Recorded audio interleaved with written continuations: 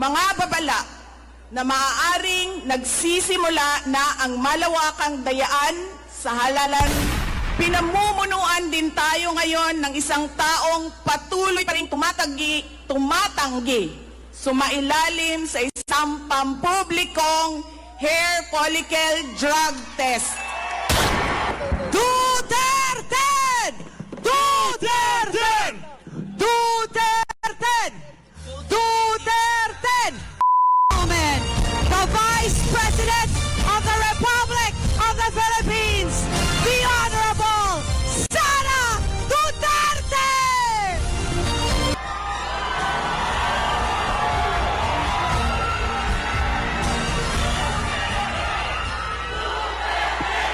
Duterte! Duterte!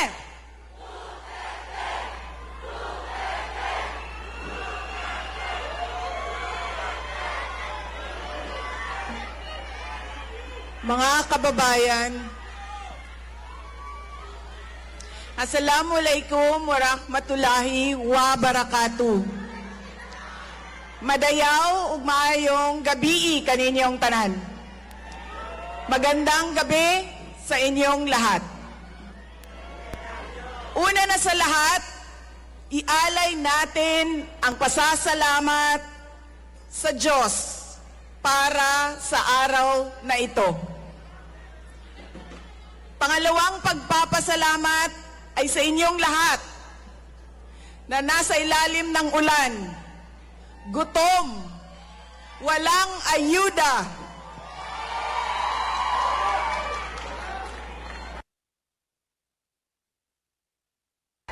hindi pumasok sa trabaho. Ngunit ibinigay ninyo ang panahon para sa aming lahat ngayong gabi. Maraming salamat sa inyo. Ang susunod na pagpapasalamat ay sa PDP dahil binigyan nila ako ng pagkakataon sa rally nila ngayon. Maraming salamat sa inyo. Ang sunod na pagpapasalamat ay mula kay Pangulong Rodrigo Duterte. Sa inyong pagmamahal, sa inyong patuloy na suporta at pagdarasal na siya ay maibalik dito sa ating bayan. Maraming salamat. Ang susunod na pagpapasalamat ay mula sa akin, sa patuloy ninyo na suporta sa akin at sa aking mga kasamahan sa opisina ng Pangalawang Pangulo. Maraming salamat.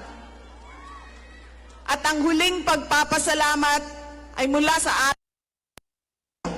Dako kaayo ang amuang utang nga kabubuton kaninyong tanan sa oportunidad na ginahatag ninyo kanamo nga makaserbisyo sa atuang nasod. Daghan salamat. Ang pwesto na kinatatayuan ko ay hindi para sa akin. Ito ay para sa Pangulong Rodrigo Duterte. Pero tinawag ako ng tadhana dahil kandidato. Ako si Inday Sara, isang botanteng nagmamahal sa ating bayan at natatakot para sa ating kinabukasan. Mga kaigsuunan ko, iniibig ko ang Pilipinas. Iniibig ko kayong mga Pilipino.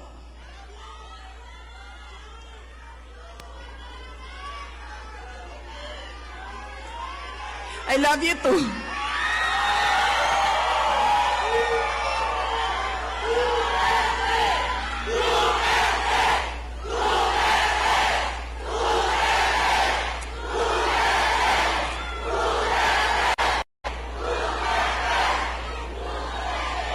This election will decide the future of our country. Ang boto ninyo ang magbibigay katiyakan kung maituloy ang pagbabago o tuloy-tuloy na lang tayo sa kapahamakan. Filipinos deserve better. Nagpapasalamat ako dahil nandito pa rin kayo at nakikinig sa akin sa kabila ng kaliwat kanan na paninira nila. In the past months, my name and my family's name have been dragged through the mud. I have repeatedly said it before, and I will say it again now. I am not the problem of this country.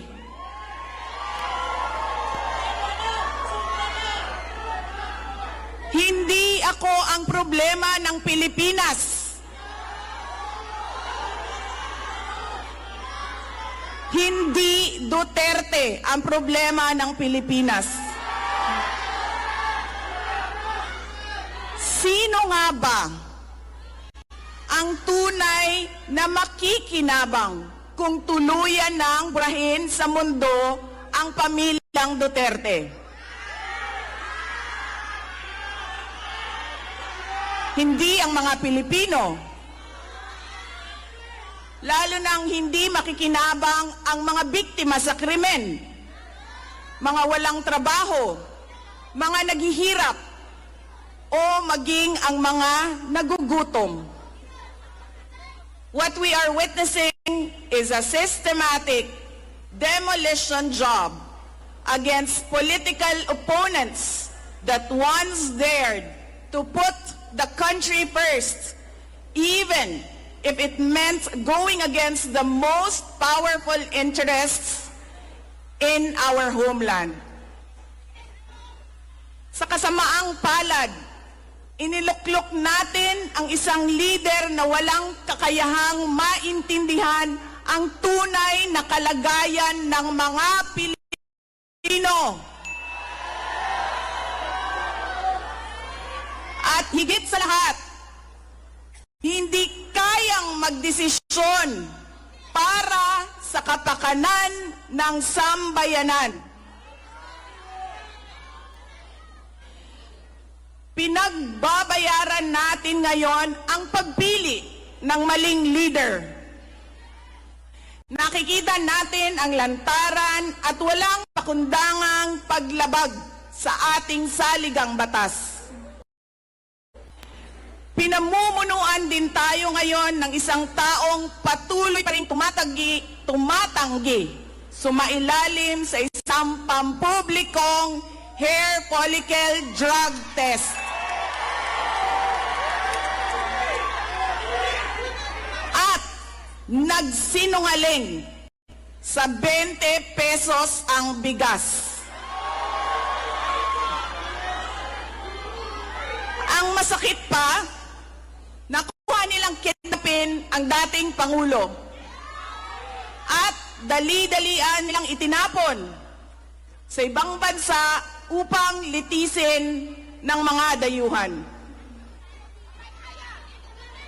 Ngunit, higit pa sa mga kabiguang ito ay isang mas malalim na pambabastos at panghiinsulto sa ating mga Pilipino. Iniinsulto nila tayo sa paggamit ng ayuda upang bilhin ang boto ng mga tao. Ang ayuda ay hindi naman likas na masama. Sa katunayan, marami ang natulungan ito noong panahon ng pandemya. Ngunit, kapag ginamit ito para manipulahin kayo at pagsamantalahan ang inyong kahirapan upang manatili sila sa kapangyarihan, nagiging sandata ito ng pang-aabuso. Again, Filipinos deserve better. We must return to long-term, concrete programs, not short-term dole-outs that are being abused by those in power. Ang kailangan ng Pilipino ay isang mabisang food security program. Isang programa na tutugon sa problemang pinakamalapit sa bituka, ang gutom. Ang kailangan ng Pilipino ay isang modernong hybrid education system na nakasandal sa pagtuturo ng disiplina at pagmamahal sa bayan. Ang kailangan ng Pilipino ay isang tunay na universal healthcare system na tutugon araw-araw sa lahat ng health centers at hospitals at hindi lamang sa mga supporters ng politiko. Ang kailangan ng Pilipino ay matibay na infrastruktura. Let us build into the future. Ang kailangan ng Pilipino ay oportunidad sa hanap buhay at trabaho dito sa loob ng ating bayan. Masakit sa kalooban nating lahat ang kalagayan ng maraming nating OFWs na malayo sa kanilang mga mahal sa buhay. At higit sa lahat, ang kailangan ng Pilipino ay peace and order. Kailangan nating ganap na puksain ang kriminalidad, illegal na droga, terorismo at insurgency sa pamamagitan ng makatotohanang non-partisan Philippine National Police na suportado ng ating sandatahang lakas. Kinahanglan undangon nato ang batasan sa pagpili sa mga kandidato nga gikan sa political dynasty. Kining mga sikat nga apelido nga magsayaw-sayaw ra og magkanta sa atubangan. Igo ra magpakatok, undangon ang mga party list na gipanag-iya sa mga dato. Undangon ang mali na pagpili sa atong mga opisyales. Undangon ang budol o pagpamakak. Kailangan natin mag-vote straight sa mga taong magtutuloy ng nasimulan ni Pangulong Duterte. Idiretso natin ang boto. Number 38, Rodante Marcoleta. Number 10, Jimmy Bondoc. Number 56 sa balota, Attorney Vic Rodriguez. Number 22, Bato de la Rosa. Number 28, Bongo. Number 53, Apollo Kibuloy. Number 34, Raul Lambino. Number 30, J.V. Hinlo. Number 58, Philip Ipe Salvador. At number 42, Doc Marites Mata. Alam ko, hindi kayo matutuwa. Pero iboboto ko si Amy Marcos. Siya ang naglakas loob na buksan ang investigasyon sa pagdukot ng pamahalaan ng isang Pilipino dito sa bayan para ihatid sa mga dayuhan.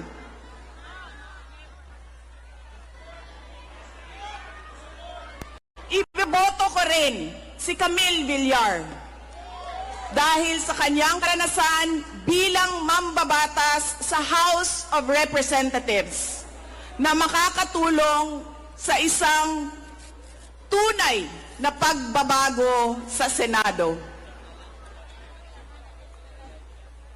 Hindi ako mapapagod na sabihin ito. We Filipinos deserve better. Tunay na kapayapaan at kaunlaran na hindi lamang para sa iilang politiko at mayayaman. Kaya sa May 12, kailangan natin maging mapagmatyag. May mga ulat at bulong-bulungan na may mga kumikilos na sa iba't ibang parte ng ating bansa. Mga babala na maaaring nagsisimula na ang malawakang dayaan sa halalan ng alyansa. Ang binuong alyansa ay isang mapanganib na pagsasanib puwersa ng isang administrasyong walang kakayahan, mga elitistang liberal at mga tinaguriang makabayan na ang tunay na hangarin ay manatiling mahirap ang taong bayan. Isang alyansa na handang ibalik tayo sa kadiliman ng narco-politics, sa bangungot ng Typhoon Yolanda, kung saan ang mga Pilipino ay iniwan sa ulan, sa gutom at sa kawalang malasakit. Ito ang alyansang muli nais nating alipinin gamit ang kahirapan, kasinungalingan at kapangyarihan. Sa May 12, bumoto tayo ng may buong dangal. Bumoto tayo ng may tapang. Let us show the world that no amount of vote buying or cheating can suppress the fury burning in our hearts. Time and again, you have heard me say, God save the Philippines. Ngayong Lunes, bumoto tayo ng diretso. And let us all save the Philippines. Ako si Inday Sara Duterte, isang botante. Syukran.